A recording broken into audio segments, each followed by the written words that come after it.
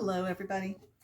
Well, a very dear friend of mine and a cousin, too, from childhood. We've known each other for so many years. She sent me a birthday present last week. She sent me a beautiful teapot. Isn't that amazing? So elegant. She's really classy. I'm more kind of homespun, as you see. Um, but I just wanted to show you this teapot, and she can enjoy the video too. She can watch me unwrap it, and we'll make a pot of tea today, which I do most days. But like I've showed you before, usually I use my junky old thrift store teapot, which I really do like. But it doesn't look like much, and my really nasty tea cozy that I'm tired of and keep on meaning to replace. Okay, so there's the lid.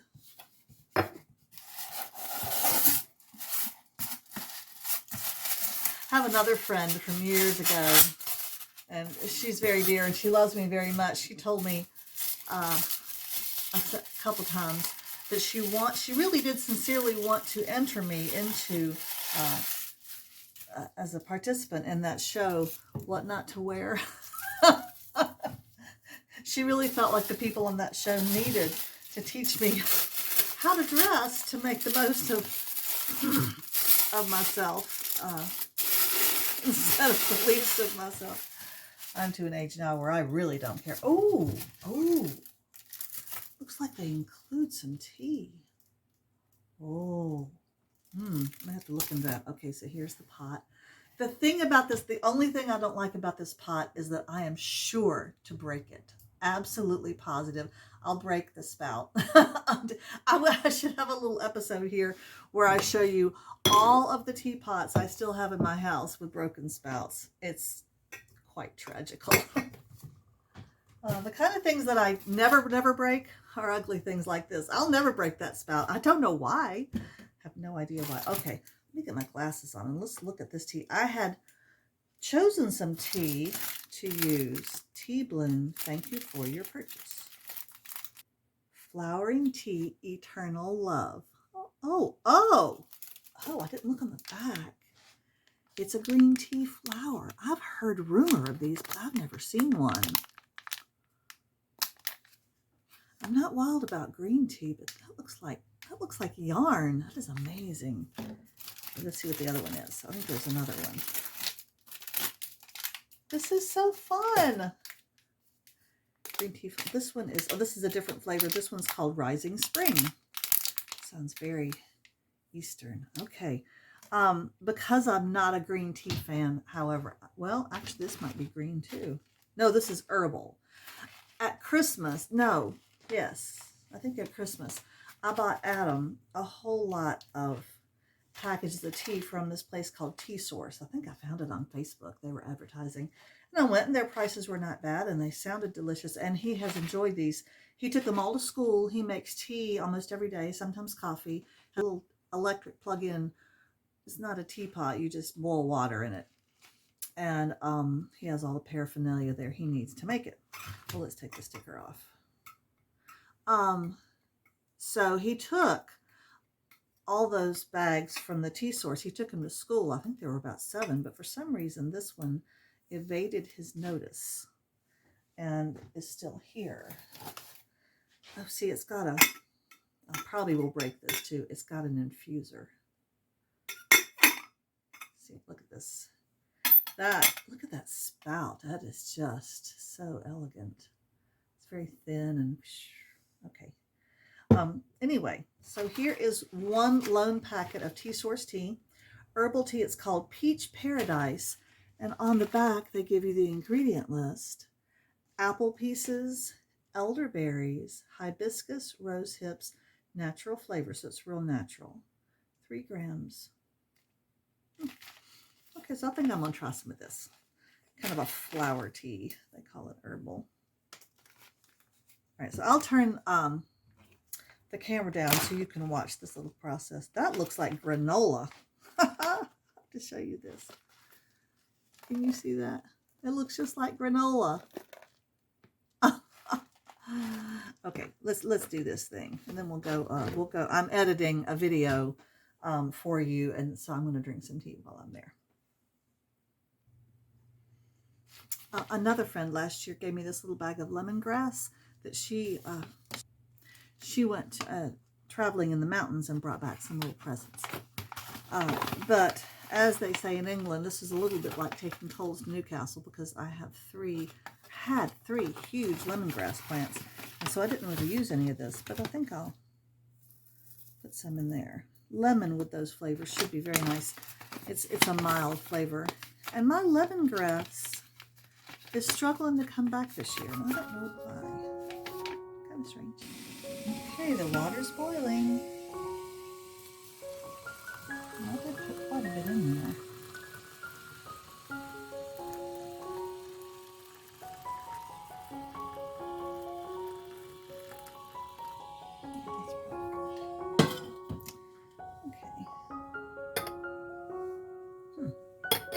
Put in too much tea. I don't know.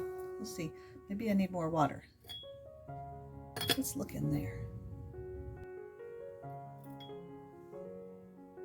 There's quite a bit of the tea just sitting there. But it's also underneath the water. So we will hope for the best. It smells wonderful.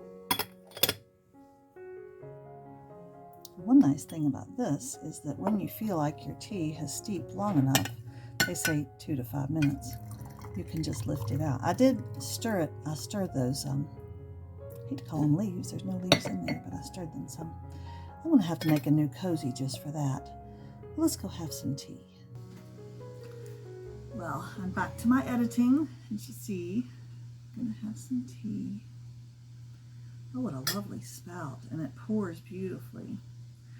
For me, it's very important to have some delicious fruity teas these days because I have gone off of sugar for my health.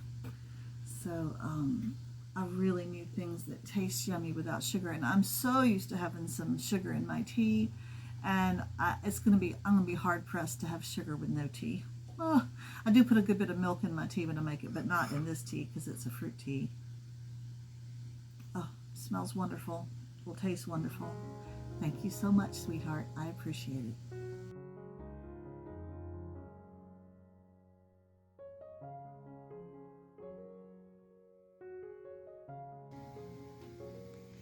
I am well into this project for my little granddaughter.